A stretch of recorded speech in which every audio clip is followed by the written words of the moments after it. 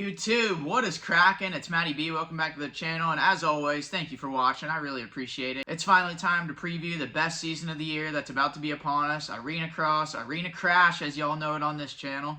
Over the last few years, we've seen a handful of new ARENACROSS series starting up. We got the new TriStar MX series down here on the East Coast. Midwest has the General Tire ARENACROSS series. There's a few more local ones like my local series, Victory Sports Indoor. We got Tri-State ARENACROSS. There's all kinds of them, but this video we're previewing the official AMA ARENACROSS Championship presented by Kicker Audio. And y'all, you really can't beat the entertainment of this racing. I mean, we got tight confines. Lap times can be as low as 20 seconds sometimes. Got a stacked field upon us this year, and with those tight confines and short tracks, there's usually only one way to pass, and that is with contact, with carnage. And they got some new changes for the 2025 season they're going to implement. I think it'll make racing even more entertaining, and there's even some new riders that are going to be entering the fray this year that I know are going to keep us on the edge of our seats and just going to create havoc all around for the entire series, and I absolutely cannot wait for it. And lucky for you all, I will actually be on site for rounds 1 and 2 in Reno next weekend to get all the action. I know it's going to be good, and if anybody wants to support the channel and what we're going to go do out there, I'm starting channel memberships, so just for a small fee each month, you can help support, keep the channel going. Also, got the 4 Fatty Matty shirt on. Full disclosure, y'all, I'm sitting on a lot of inventory. I've dropped prices on my website, so if anyone wants to support in that way, I've got merch on mattburkeen.com on my website, and I couldn't be more excited to go out there. This series provides an epic format that's just guaranteed carnage, guaranteed entertainment, and I think the question we're all wondering is this going to be the most entertaining ARENACRASH series we've ever seen? First, let's get into the rider list for who's going to be competing in the ARENACROSS series this year. We're going to start off with the #1 person that I think is going to bring the most entertainment entering the series in 2025. Cue the Jaws music, Vince Friese. Yeah, you guys heard me right. Vince is racing ARENACRASH. I feel like Vince has been tailor-made for ARENACROSS his whole life, so I'm glad he's finally seeing the light. He's finally going to race some ARENACROSS. I feel like he belongs here. He's definitely going to put on a show. I sure as hell would not want to race against him, but I'm going to be in the stands. I'm going to be enjoying it. Hopefully I'll be safe up there. But Vince Friese, he's going to be guaranteed to bring some drama, bring some carnage, and just bring some action all around. I mean, you guys know World Supercross, anytime he gets a good start, which is like all the time, he's guaranteed to just have action unfolding all around him. So that's going to be an insane addition to the series that I'm very excited about. Then we've got the 5-time champ looking for a 6th, Kyle Peters. The dude's been there. He's done it. He's a veteran at this point. Broke the crap out of his neck and still came back and won another championship last year after a hard-fought battle with Friese. He's got that veteran experience. He's going to be tough to beat, and it's going to be interesting to see KP go up against Friese. You know, KP, for the most part, he keeps it clean, especially for an ARENACROSS guy. He really likes to stay out of trouble, so Friese could bring a whole new element to the series for KP. I'm excited to see how those two match up. Then we've got a few more very interesting additions, if I may say so myself. We've got Josh Hill, Justin Bogle, and Eddie Wade all riding Stark Vargs, so I'm sure a lot of you are wondering, you know, can Stark Vargs even race with the gas bikes? Well, I'll get into that after I get through these rider lists, but I think it's going to be something very entertaining to watch. Michael Hicks, he's a several-time General Tire ARENACROSS champion. He started out the season in the TriStar ARENACROSS 2, getting second behind Josh Hill, so both of them will be out there. I'm not sure if Josh Hill is racing his gas bike or not. I would only assume if he's going to make the trip, he's going to bring the Yamaha 4 Fatty and let it eat. Last year's runner-up, Ryan Friese, he'll be riding for the Moto Concepts team alongside Vince Friese, and it's actually pretty cool. Moto Concepts, as a team effort, they're going to do this ARENACROSS series instead of just going all Supercross. They competed in Supercross for a long time, and I guess they wanted to try something new. They figure maybe the business model, they can make a little bit more money winning ARENACROSS and just being, you know, 10 to 15 in Supercross. So I'm really excited to see another team added into the mix, and all their riders are going to bring the heat for sure. Friese, the Potato Man, he's aggressive too. Him and KP went at it last year, and he's going to be good. Definitely have KP, Friese, and Friese going at it a lot this season. We got Kyle Bitterman. He's been top 3 in the series many times. The underdog, he's another one, just a total veteran. He's got tons of experience, and he'll be there every weekend. Although I actually did hear he's a maybe for this series, so maybe he won't be there every weekend. Stay tuned. Robbie Wageman, Team Solitaire. He's at least supposed to be at the first few until Supercross starts, and, you know, maybe if he's the points leader or something, maybe they'll reevaluate, but Robbie Wageman, he'll definitely be in the mix. He's a very talented rider. Austin Politelli, another one. Every time he shows up to ARENACROSS, he's up front, a good starter. He's incredible in the whoops. And I also just found out today he'll be riding for the Rock River Yamaha team, so expect to see him through the whole series. Chandler Baker, I think he'll be riding for a Husqvarna team with Jaden Cooper. Baker was another one last year. He rode the 350, which I thought was a great bike for ARENACROSS, and he was in the mix a lot. Great starter. We had some crashes, but you'll have that. You know, you're listening to somebody who crashes all the time, so I get it. Brandon Ray took an entire year off of racing from injury, and he's back for ARENACRASH this year. Rumor has it he may be on a Sherco, so stay tuned for that. Red Bull rider Kalana Humphrey, he'll be bringing the heat. He's a younger up-and-coming rider. Noah Viney, another one of those Moto Concepts guys. He'll be teammates with Friese and Friese, so he'll definitely have some veteran knowledge in his corner, but he's total rookie at ARENACRASH, so it'll be interesting to see how he stacks up against the big dogs. Last but not least, we got a few maybes. Who remembers Caden Braswell? Yeah, the AMA Horizon Award winner from Loretta Lynn's a few years back. Rode for Troy Lee Designs. Gas as a fill-in rider for the entire outdoor season last year. Even did some super motocross, and then we haven't really heard from him in a while. Hell, I'm good friends with him, and I haven't even known what he was up to. Apparently, he was going to sign up for this ARENACRASH series, but I guess he's had some second thoughts on it. He's focusing on school currently, so I don't believe we'll see Caden Braswell, but honestly, I'm just glad to hear his name again. I miss seeing him around. Apparently, we got Jake Masterpool and John Short, who are looking to do the series, and they're trying to get some support from Suzuki. I have not heard an update on any of that, but both of those guys would be a couple of awesome assets to the series. They're both great riders, and even if they're on a couple of RMZ just kicking at Dinosaur Kmart machines, I mean, they're good riders. ARENACRASH is technical, so I think their skill would override it. And we've got the fan favorite, Flying Taco. I'm not sure if he'll be in the mix or not, but if he is, just stay tuned for the vlog. That's all I can say to y'all. And last but not least, pour one out, my boy Cody Groves. Always gives epic interviews and just provides entertainment nonstop.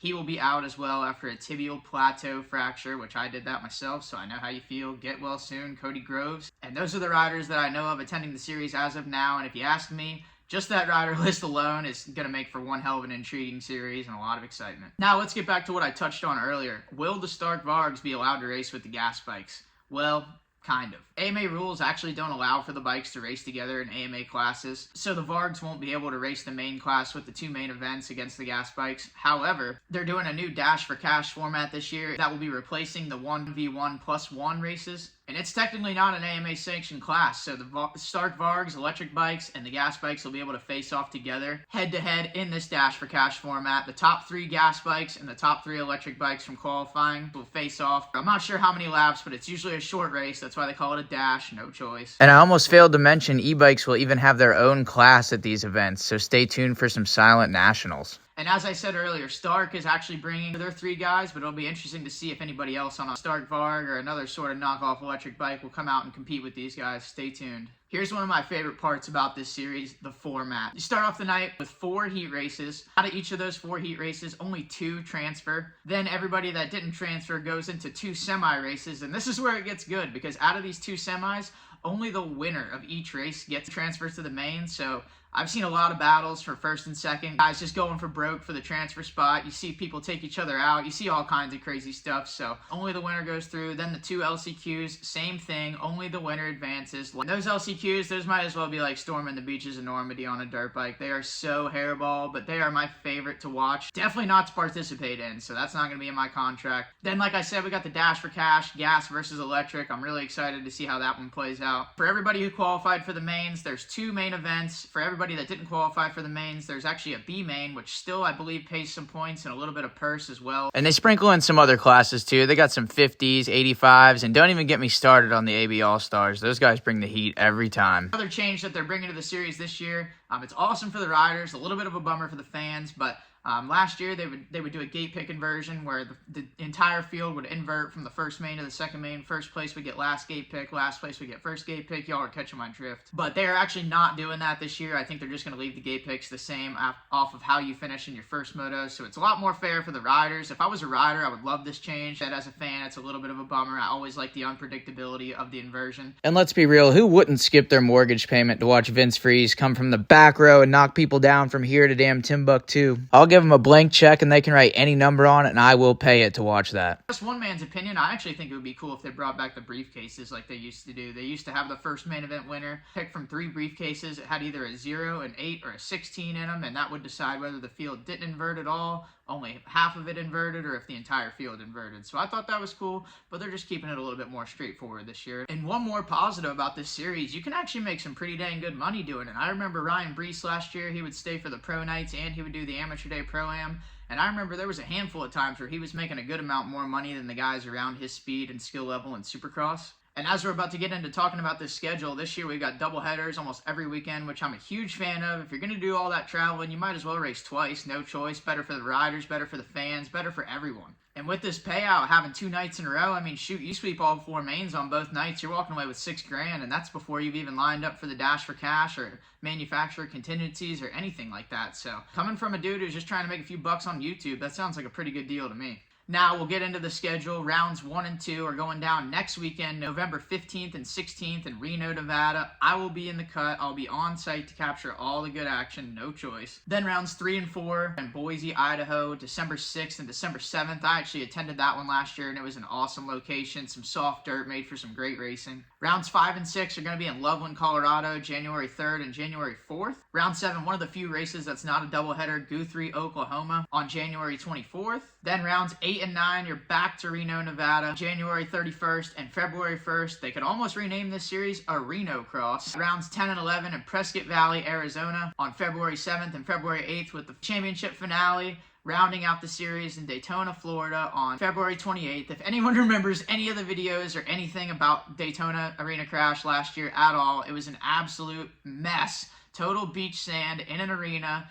Bikes were smoking, people were crashing. I've really never seen anything like it, and that's where the championship finale is. So I'm excited for that one. I'd love to try to make it to that one just to watch the championship finale unfold. So we'll just have to wait and see what's in our contract. I can't make you guys any promises. That's about all the info I got for you guys. I really truly feel like this series has everything we need for it to be the best ARENACRASH championship we've ever seen. Now I gotta ask y'all, who do you guys think's gonna take it? Let me know your predictions in the comments. Give me a top 3. Let me know who you guys think's gonna get in a fight. Who's gonna take each other out? Who might launch into the stands? Actually, never mind. I'm not racing, so everybody should be safe. Me personally, my top 3. In third, I have Vince Friese. Man, I'm having a hard time seeing him stay out of trouble for an entire series. In ARENACRASH, you have no room to run and hide or anything like that. Everybody always finds each other at some point on the track. It's definitely not like Vince likes to run and hide. It's just going to be tough to stay away from the enemies that he is sure to make during the season. So I've got Vince Friese third, and I've got him being Entertainer of the Year. They might as well just give it to him right now before the season even starts. Second place, just like last year, I've got Ryan Brees. I think he's going to be really solid. He gave KP all he could handle last year. But I just feel like, kind of similar to Friese, I feel like he'll have a little bit more problems staying out of trouble than who I have to pick for the championship.